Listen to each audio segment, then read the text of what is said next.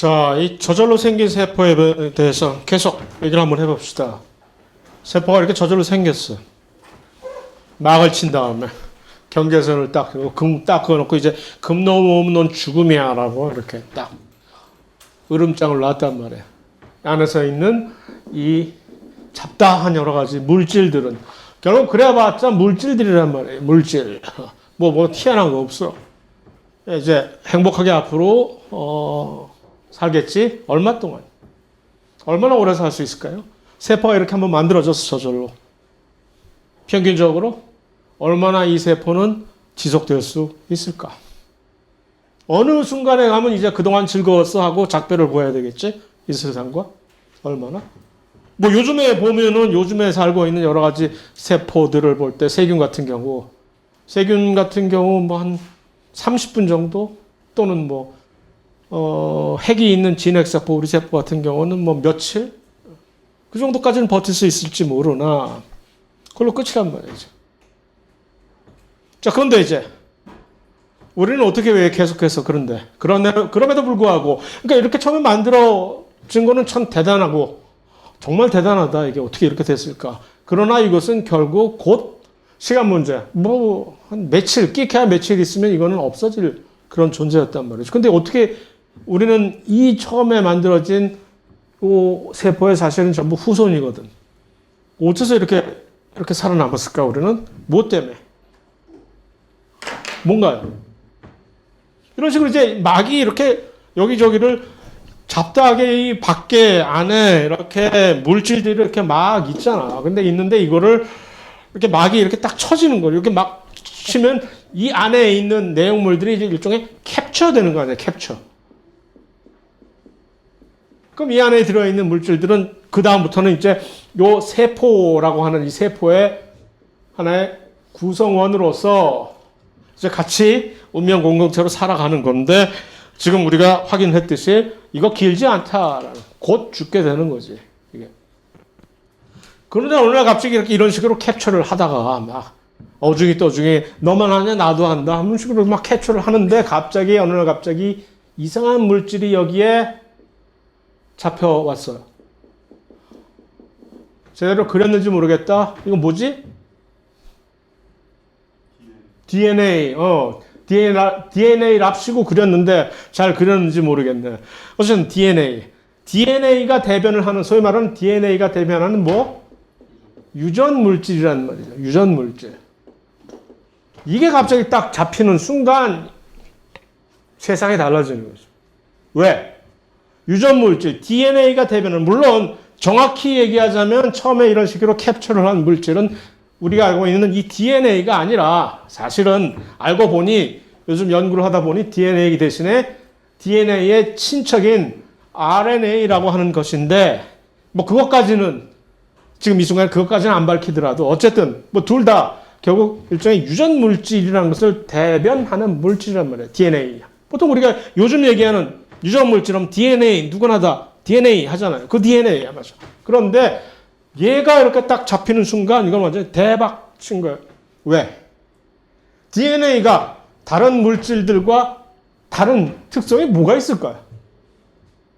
뭐가 다르지? DNA는 도대체 뭐가 다른 거야? 다른 거에 비해서.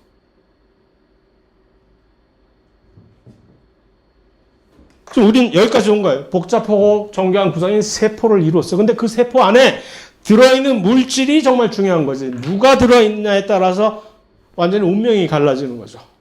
그 유전 물질, 왜냐하면 이 세포 자체가 추구하는 가장 궁극적이고 가장 지고한 목적은 뭐냐면 누구든지 간에 그냥 있다가 즐거웠어가 아니라 이거거든. 어떻게 하면 오래 살아볼까거든? 난 영원히 살고 싶다고. 왜 도대체 우리는 그렇게 영원히 살고 싶음을 갈구하는 걸까? 그냥 대충 살다 가지.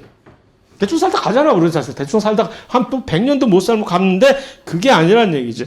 그 얘기는 뭐냐면 이 안에 유전자가 들어있거든, 여기는. DNA가 대표하는 유전 물질이 들어있는데 일단 이렇게 되면 우리는 빼박. 얘 때문에. 얘의 특징은 뭐냐면 계속적으로 우리는 사실 뭡니까? 유전자가 들어있는 이 세포라는 자체는 결국은 그 다음부터는 유전자의 지배를 받는 그냥 꼭두각시라는 얘기거든. 뭐 다르면 좀비야, 좀비. 유전자가 지시하는 대로.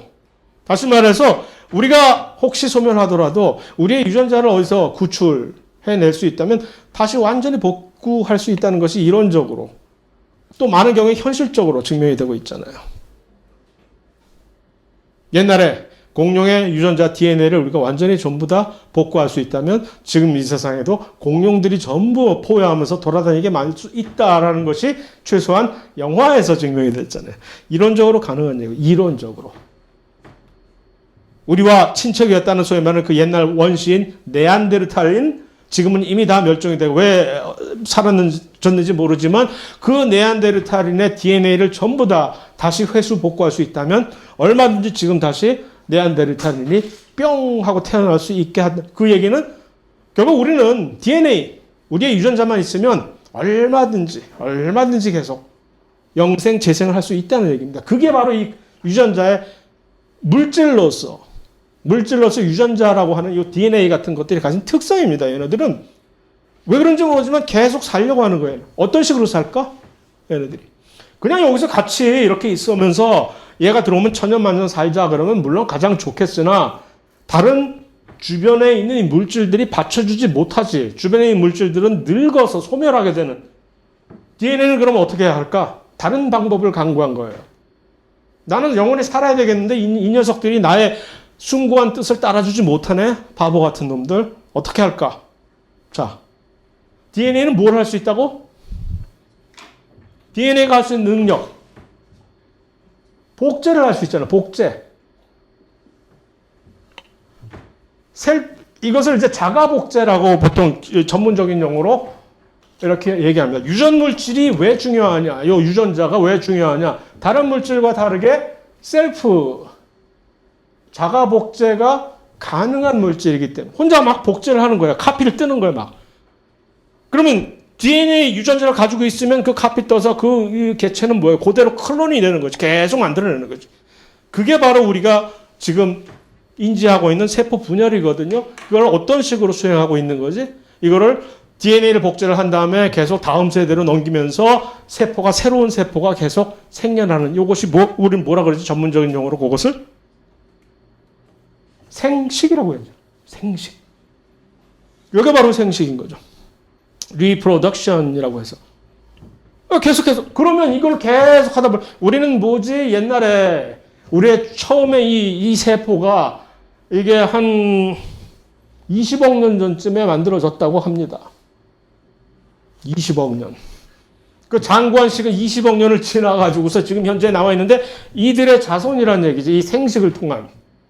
계속해서 DNA 복제 해서. 물론 생식에는 크게 두 가지 종류가 있다고 우린 다 알고 있죠. 무성생식, 싸게 가자, 싸게 빠르게 가는 거야 하는 그 무성생식. 뭐냐? 그냥 그대로 진짜 계속 카피 뜨는 거야.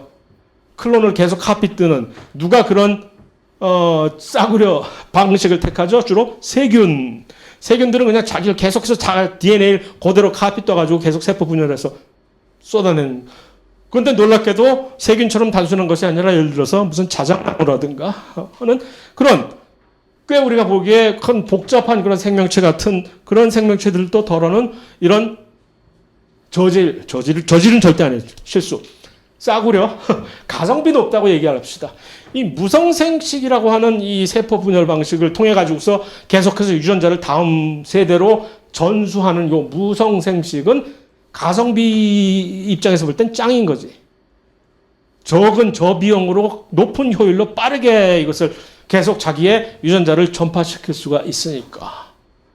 그런데 왜 모든 그런 생명체들이 그 가성비를 따라가지 않고 이런 바보 같은 생명체들은 다른 방식의 생식인 소위 말하는 유성생식, 섹스라는 거죠. 암수라는 것이 생겨나면서 생식 과정을 통해 가는 왜 그런 방식을 택했을까요? 무성생식에 할 말 있어? 지탄 없이 할 말이 있으면 지탄 없이 얘기를 하죠. 오케이. 무성생식을 해서 빠르게 정말 가성비적으로 쫙 퍼질 수는 있는데 문제는 이게 완전히 폭망하는 경우가 비일비재하다는 거지. 예를 들어서 딱 근데 우리가 전부 클론이라고 칩시다. 이 교실에 앉아있는 우리 모두가 전부 무성생식의 결과라는 클론이야. 그러면 우리는 코로나가 딱 우리를 이렇게 공격을 하면 우리는 물론 운이 좋을 경우에는 우리가 전부 다 살아남는 경우가 있겠지만 거의 대부분의 경우 많은 경우에 코로나가 한번 여기를 딱 공격을 하면 우리는 전부 다 전멸. 전부 다 똑같으니까. 유전적으로 똑같기 때문에 전부 다 그 특성이 똑같단 말입니다. 그래서 이런 다양성이라고 유전적인 다양성이 없다면은 이게 곤란해지는 거예요. 그래서 그 다양성을 조금 더 이 유성생식 좀 비싸. 여러 가지 에너지 많이 써야 되고 그다음에 제일 정말 이 암수를 짝짓는다는 게 얼마나 번거로운 일이에요, 이거. 얼마나 많은 거절을 당해야 되고 한쪽이 좀 정말 더러워서 못하게 돼. 그럼에도 불구하고 그런 식으로 하는 일을 벌이는 이유는 됐을 때 혹시라도 모르는 어떤 환경적인 급격한 변화가 있었을 때 최소한 코로나 똑같은 경우에 우리가 있을 때 코로나가 닥쳤다 한 70%는 소멸을 할지라도 나머지 30% 아니 심지어 혹시 1%라도 살아남을 확률이 있거든. 전부 다 다르니까. 그럼 살아남은 생존 1%가 다시 시작을 해서 쫙 퍼뜨릴 수가 있기 때문에 유성생식의 이 가치가 높이 평가가 돼서 많은 생명체들이 이 무성생식 쉽고 빠르게 싸게 하는 방법이 있음에도 불구하고 조금 더 돌아가는 그런 길을 택하게 된 완전 전략적인 서로 다른 전략적인 이 차이를 옛날부터 이렇게 취하게 된 것이죠. 그래서 그 생식을 통해 가지고 결국 그러니까 이런 식으로 유전자를 전수해서 그러니까 여기까지만 봐도 지금 우선 최소한 우리가 세 개의 생명의 공통적인 특성을 이미 딱 이 와중에 확인을 한 거예요. 첫 번째, 세포로 구성이 되어 있는 정교한 구성, 세포로 이루어져 있는 복잡하고 정교한 구성, 첫 번째 특성. 두 번째는 유전 물질을 가지고 있는 특성. 세 번째는 생식을 하는 특성. 그런데 중요한 것은, 이들이 왜 모든 생명체가 다 가지고 있는 특성이냐는 게 이제 이해가 되는, 이유가, 그렇기 때문에 그런 거죠. 보다 더 중요한 것은 무엇이냐? 이들이 어떤 식으로 서로 연결이 되어 있느냐는 얘기죠. 복잡하고 구성 자체가 제대로 현재 우리가 이런 식으로 계속해서 영속해 나가게 되는 그 특성 자체는 얘 때문에 니 탓이야, 이놈아. 유전자가 이 안에 들어 있었기 때문에 이놈의 특성 때문에 그런 것이고 이것이 일단 들어 있느냐 우리는 이것을 피할 수가 없는 거죠. 생식이라는 것을. 그래서 모든 생명체들이 다 이것을 공통적으로 갖게 되지 않을 수밖에 없는 것이고 그 다음에 더 중요한 것은 이 과정에서 이게 생겨나는 거예요. 유성생식만의 문제가 아닙니다. 이건 무성생식으로 계속해서 번식을 하고 있는 그런 개체들도 결국에 가서는 이것을 표출을 해낼 수밖에 없어요. 이것은. 다만 이것이 시간적인 또는 효율적인 차이일 뿐이지. 그러니까 유성생식을 하면 이것이 훨씬 더 빠르게 이 후대에 나타나긴 하나 무성생식을 하더라도 이것은 피할 수가 없는. 왜 그럴까? 변이라는 것은 뭡니까? 다양성이라는 건 변이 때문에 일어나는 것인데. 그러니까 우리가 들은 바로는 우리가 전부 다 단군의 자손이라며? 그렇다 치자. 그러면 전부 다 똑같아야 될 거 아니야? 예를 들어서 좀 과장돼서. 근데 왜 이렇게 달라? 전부? 왜 우리는 전부 이렇게 다 다르지? 달라도 이렇게 다를 수가 없잖아? 왜 그럴까? 우리의 다른 점은 뭐 때문에 다릅니까? DNA가 달라서 그렇지. 우리의 DNA의 염기서열 분석. 그러니까 우리가 친자 확인하려면 DNA 검사하는 거지. 서로 같으면 나의 자식은 DNA가 매우 흡사해. 나의 자식이니까. 바로 복사 뜬 지 얼마 안 되잖아, 지금 바로. 물론 생식을 통해서 암수가 서로 이제 다시 해서 의기투합을 해서 서로 이제 합체를 이뤄서 조금 섞이긴 했지만 이것은 그 섞는다는 것은 어떻게 보면 그 정도 수준인 것이 우리 카드 놀이하거나 화토 칠 때 고스톱 칠 때 화토 패 섞는 정도 수준밖에 안 되는 거죠. 결국 어디 가 그 화토가 결국 이렇게 섞어가지고 다시 이제 뿌리는 것일 뿐인데 왜 이렇게 다르냔 말이지. 그러니까 우리의 이 다른 다양성이라고 표시되는 이 다름은 어디서부터 오는 것인가? 궁극적인 이 소스가 어디냐? 우리의 다양성의 소스. 유성생식은 아니거든. 유성생식은 그냥 이것을 훨씬 더 빠르게 고취시킬 수 있을 뿐이지. 무엇일까? 뭐 때문에 우리는 이렇게 달라진 것일까? 답은 이거거든요. 돌연변이가 뭐죠? DNA 염기서열이 있는데 여기서 이게 서열 자체가 염기서열이 이렇게 변하는 거지. 예를 들어서 사람과 침팬지의 DNA 염기서열을 비교하면 침팬지가 사람하고 가장 현존하는 생명체 중에서 가장 가깝다며. 유전적으로. 진화적으로 유전적으로 가장 가깝다며. 그래서 비교해보면 DNA 염기서열이 예를 들어서 전체적인 DNA 염기서열 비교할 때 얼마나 같냐면 98%가 같아요.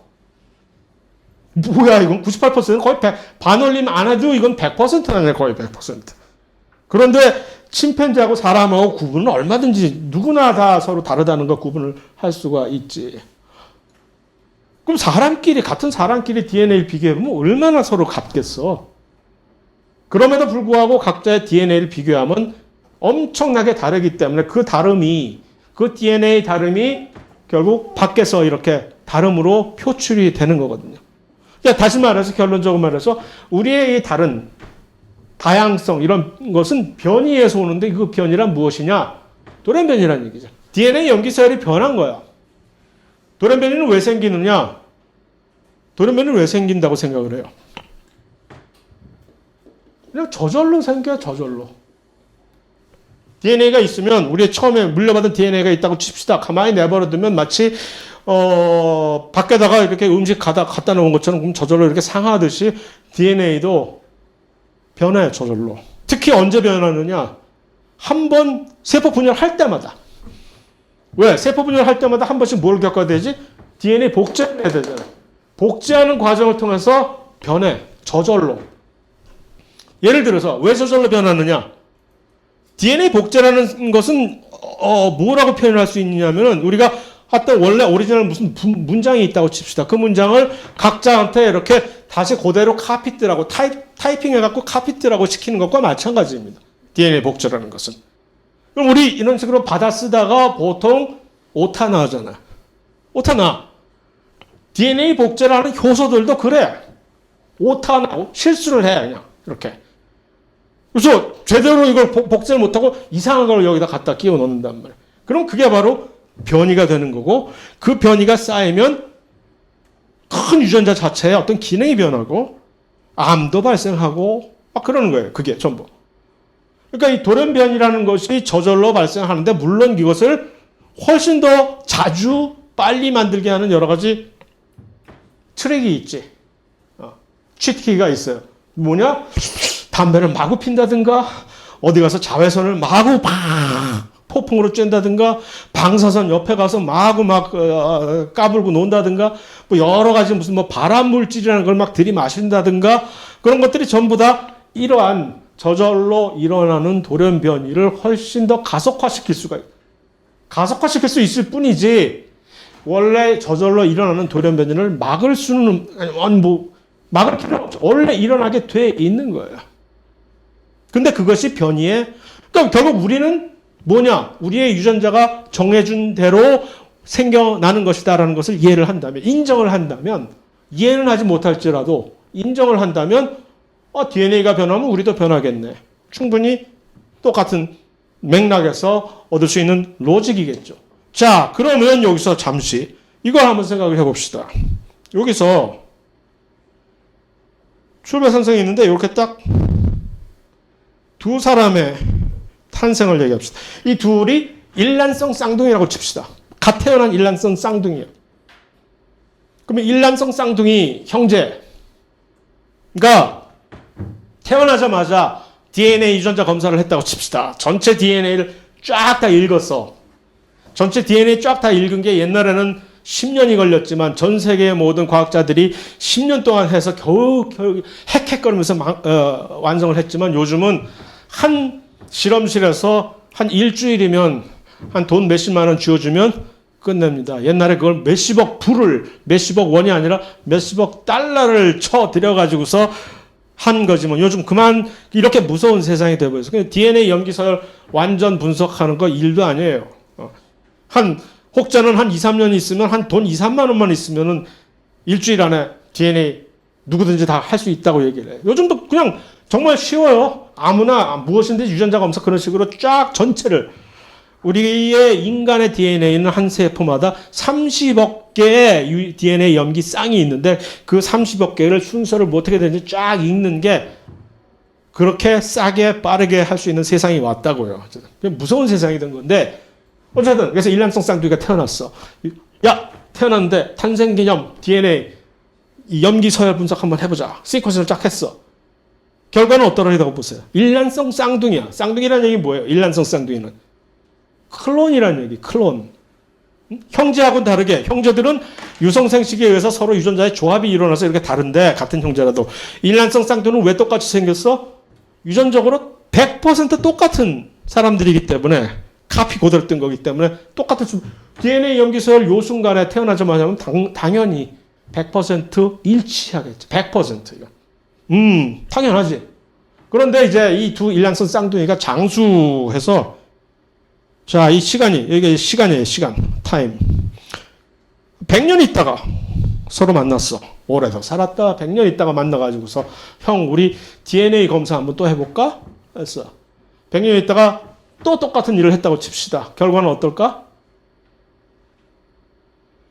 아마 100년 후에도 이 둘은 원래 클론이었으니까 같을 확률이 매우 높아. 100%. 그러나 이제는 장담할 수는 없어. 왜? 100년 동안 서로 다른 삶을 살아왔잖아. 100년 동안 다른 세포 분열 과정을 겪었고. 자, 이 돌연변이라는 것의 특징은 뭡니까? 저절로 일어나고 저절로 일어난다는 얘기의 이 묘미는 뭐냐면 무작위로 일어난다는 거야. 무작위. 30억 쌍에 쫙 있는 이 판에 돌연변이가 한 번, 두 번, 세 번 이렇게 일어날 때 언제나 같은 위치에서 이렇게 딱딱딱 일어나는 것이 절대 아니라 각 개인마다 그 돌연변이가 그냥 뜬금없이 아무 데서나. 왜냐면 타입 치다가 뜬금없이 아무 데나 실수하지 아무 데나 여기서 꼭 실수해야 되겠다고 예정하고 실수하는 그런 일 없잖아요. 하는 것처럼. 그러니까 이 돌연변이는 항상 무작위로 일어나기 때문에 두 개 서로 다른 개체에서 돌연변이가 발생하는 장소가 달라질 수밖에 없지. 또 한 가지는 이 돌연변이는 그냥 저절로 일어나는 것이기 때문에 시간이 경과하면 할수록 돌연변이의 수가 늘어나는 축적이 되는 거지. 서로 다른 두. 그럼 계속해서 축적이 되는데 돌연변이가 DNA 염기서열이 서로 바뀐 부분이 계속 늘어나는데 이제 100년 그다지 긴 시간이 아니야. 그러니까 그럼에도 불구하고 대체적으로 거의 같음을 유지할 가능성이 있을 수도 있어. 그런데 이 두 형제가 100년이 아닌 5만 년을 살았다고 칩시다. 5만 년을. 야, 5만 년을 산 다음에 다시 만났어. 그러면 이제 DNA 염기서열 분석을 다시 하자 하고 같이 했을 때는 어떨까 결과가. 장담하건대 그 5만 년 후에는 반드시 이 둘의 DNA는 일치하지 않지. 왜냐면 그동안에 5만 년 동안에 자기들끼리 쌓아놓은 돌연변이 DNA 염기서열 변화가 그대로 나타날 거 아닙니까? 자, 이 지금 비유가 뭔지 아시겠죠? 처음에 우리가 시작한 이 공통조상, 처음에 유전적으로 얘기한 이 공통조상이라는 첫 번째 세포가 몇십억 년 동안 이런 식으로 세포 분열을 통해 가지고서 이렇게 다양한 생명체를 만들어냈다는 얘기입니다. 첫 번째, 그 다양한 생명체의 이유가 바로 여기 있는 거지. 그 긴 세월 동안 서로 이렇게 막 변해가면은 달라질 수밖에 없는 거지. 끼케야, 사람과 침팬지가 지금 일단 가장 가까운 두 개의 서로 다른 종이라고 하는데 왜 사람과 침팬지가 가장 가까운, 진화적으로 유전적으로 가장 가까운 두 종이냐. 그 얘기는 다시 말해서 사람과 침팬지는 가장 가까운 과거에 뭘? 가장 가까운 과거에 무엇을 공유했다?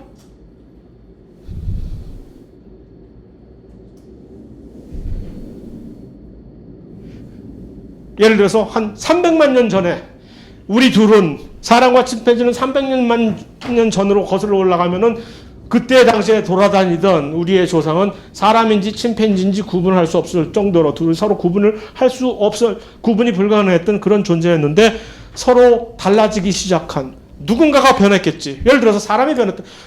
그 무리 중에서 누군가가 이런 식으로 돌연변이가 생겼겠지. 그 돌연변이의 자손들이 이렇게 점점 계속해서 자기들끼리만의 어떤 특이적인 돌연변이를 축적했겠지. 나중에 와서 마치 이 두 쌍둥이 형제처럼 나중에 5만 년 있다가 만나보니까 낯서 뭐야 이거?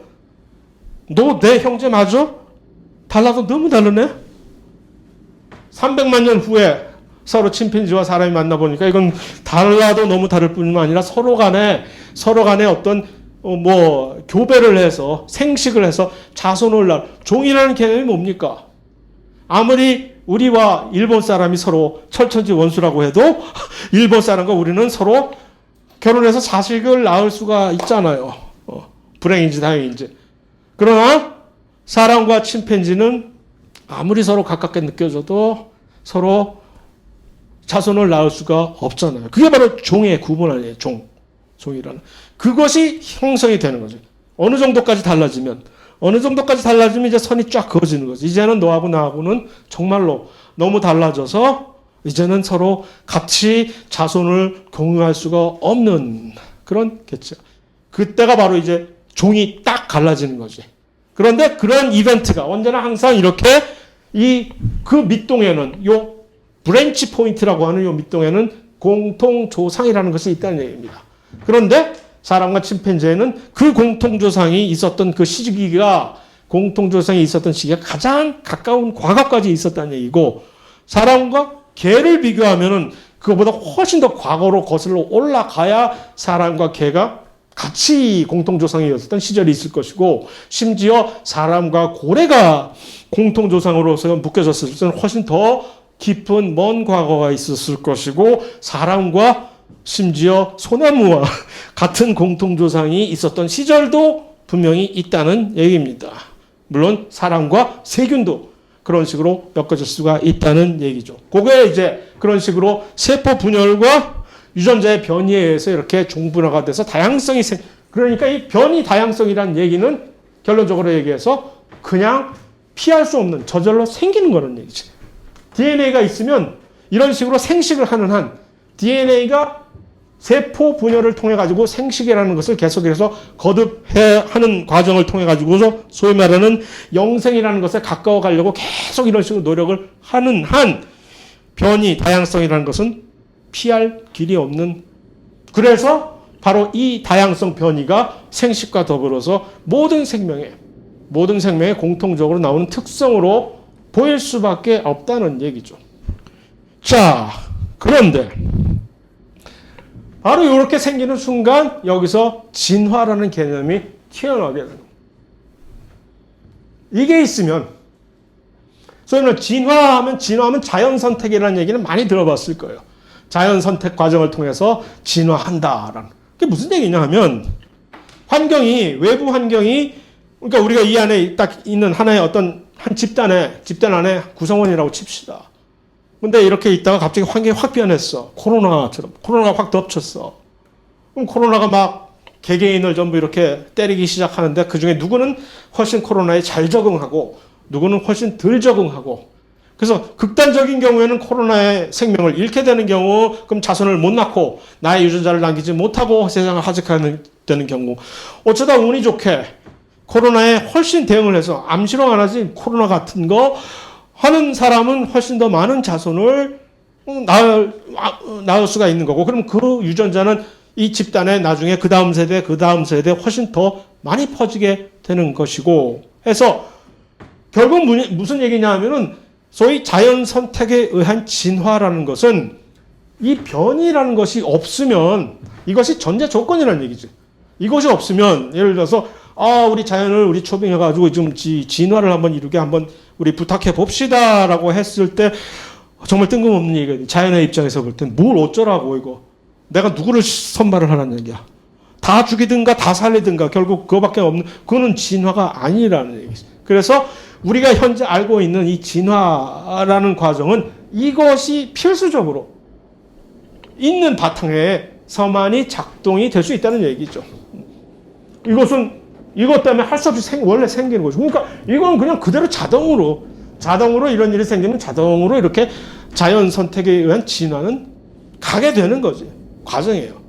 근데 그 와중에 각각의 우리 개개인은 가만히 넉넉고 자연이 알아서 우리의 변이를 선택해 주기를 이렇게 가만히 앉아서 기다리나? 그게 아니잖아요. 우리는 뭐 합니까? 그동안에. 이 세 가지를 합니다. 이 세 가지만 한다는 얘기는 아니지만 최소한 이 세 가지를 전부 합니다. 우리가 세균이든 사람이든. 이 세 가지는 무엇이냐? 첫 번째는 대사작용. 대사작용은 뭡니까? 대사작용의 정의가 뭐죠? 모든 생명체 안에서 발견되는 화학 반응이 대사작용입니다. 아니, 왜 화학 반응을 하지? 나 화학은 싫은데. 생명체는 전부 다 해야 돼. 화학 반응이. 그냥 일어나게 돼 있어. 왜 일어나지? 뭘 어쩌고 하는 거지? 그 화학 반응을 통해서?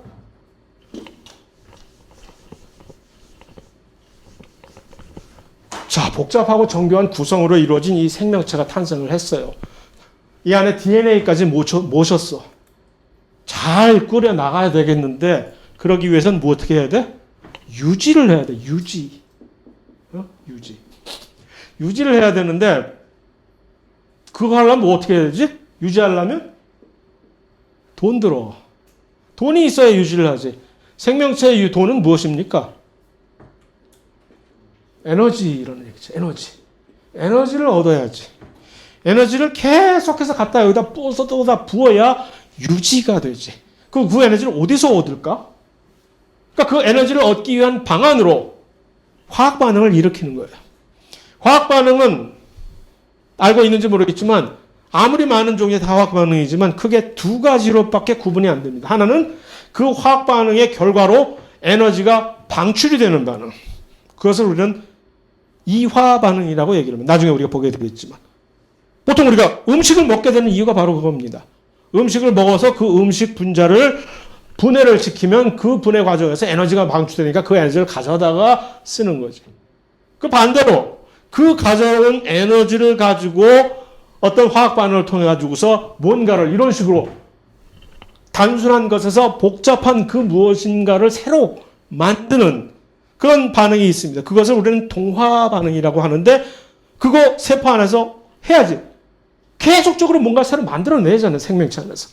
그러니까 그러한 일을 하기 위해서는 이 에너지의 공급이 필수적인데 그러려면 에너지를 끌어내고 에너지를 익스트랙트, 추출해내고 그 추출된 에너지를 주입하고 하는 그 방식이 화학 반응을 통해서 수행이 돼야 된다. 그것을 우리는 대사작용이라고 하는 거지. 신진대사가 원활하고 어쩌고저쩌고 좋지, 건강한 얘기지, 좋다는 얘기야. 그게 왜 건강해? 그만큼 에너지의 입출입이 잘 돼서 원활하게 우리가 세포가 활성화가 된다는 얘기입니다. 자, 그것만 있으면 될까요? 에너지. 일단 돈 문제는 해결했어. 좋은데, 에너지 좋아. 우리 확보해서 가만히 넉넉히 있다간 그 에너지 전부 다 누가 와서 다 채가. 밖에서. 이 밖의 세상이 얼마나 정글인데.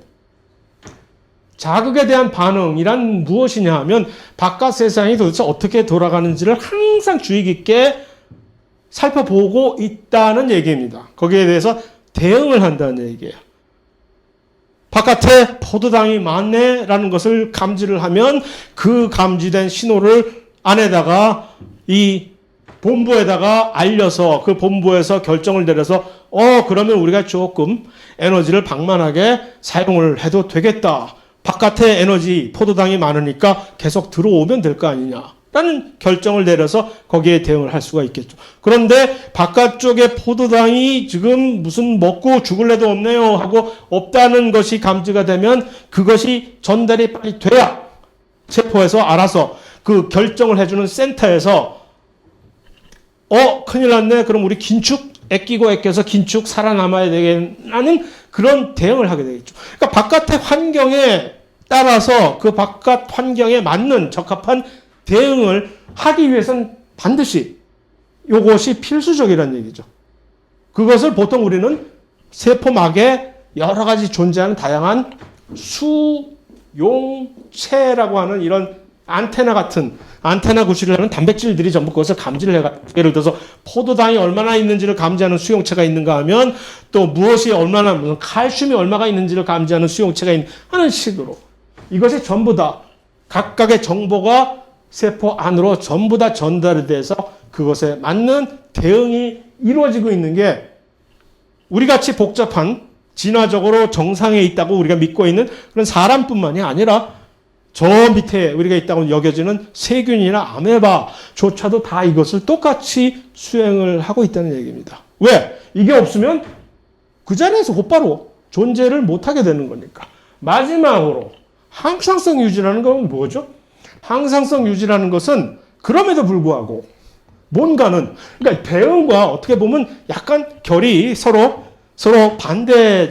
그러니까 어떤 무엇이 있으면 거기에서 즉각적으로 이제 변화를 시키는 대응에 비해서 항상성이라고 하는 것은 뭔가를 일정하게 유지한다는 뜻이잖아요. 항상성의 정의는 올바른 정의는 물론 항상성 하면 가장 쉽게 떠올릴 수 있는 예는 체온 유지하는 거. 체온을 일정하게 유지하는 항상성. 우리 입장에서는 카멜레온이 들으면 조금 섭하지. 뭐야? 카멜레온 같이 그냥 그대로 따라가는 그런 전략을 가지고 있는 동물도 있는가 하면 우리처럼 바깥에 어떤 기온이 아무리 변하더라도 우리 안에 있는 체온은 일정하게 유지하고자 하는 또 혈당 조정. 그렇게 쉽게 우리가 떠올 수 있는 그런 일정하게 유지를 하는 어떤 일종의 파라미터들. 다시 말해서 변화하는 외부 환경 안에서도 변화하는 외부 환경 아래에서도 일정하게 어떤 특정한 조건은 일정하게 유지하려고 하는 그 노력. 그것을 우리는 항상성이라고 하거든요. 항상성이 왜 중요하냐면은 카멜레온의 무슨 체온 조절처럼 그냥 내버려 두면 좋지. 그냥 가면 내버려 두고 그 바깥에 기온 좀 떨어진다고 내가 죽어? 하고 이렇게 하는데 그것을 우리처럼 이렇게 억지로 바깥 이 조건과 역행해서 이것을 하고자 하면 역시 또 똑같아. 바로 항상성의 가장 중요한 요 특징은 그러니까 요 자극에 대한 반응 같은 경우에는 굳이 에너지를 사용하지 않아도 대응할 수 있는 경우가 있어요. 그러나 항상성은 반드시 항상성을 유지하기 위해서는 반드시 에너지를 꼭 주입을 해야만 되는 거예요. 이건 항상 능동적으로 대처해야 되는 거거든요. 그래서 사실 이 항상성 유지는 어떤 개체가 살아있는, 현재 살아서 움직이고 있는, 숨쉬고 있는, 식물도 사실 숨을 쉬니까, 숨쉬고 있는 생명체인지 아닌지를 판단을 하는 아주 중요한 근거가 됩니다. 이 항상성이. 죽어있는 생명체는, 옛날에 살았던 적이 있는 생명체를 하더라도 일단 죽는 순간 요 항상성이 사라져 버리니까. 그래서 요 세 가지가 결국 왜 있는 거지, 이게? 이 세 가지가 최소한 있어줘야, 이 세 가지를 해야만 이 과정에서 이렇게 막 자연 선택을 해서 막 누구는 죽이고 누구는 살려내고 막 이런 식으로 하는 이 엄청나게 정글 같은 무시무시한 환경 아래서도 최소한 나 자신은 그것에 어떻게 해서든지 적응을 하기 위해서는 이것 세 가지는 기본적으로 갖춰져야 되는 소양이기 때문에 그런 것이죠. 그렇다고 해서 내가 살아남는다는 보장은 없지. 이건 완전히 나의 유전자 탓이지. 그럼에도 불구하고 최소한 이거는 해줘야 되기 때문에 이들이 모든 생명체가 다 가지고 있는 특성이다라는 얘기죠. 자, 여기서 무시무시하게, 진화 과정은 무시무시하게 누구는 살려고 누구는 죽이고 이렇게 얘기했지만 그런 경우도 있겠죠.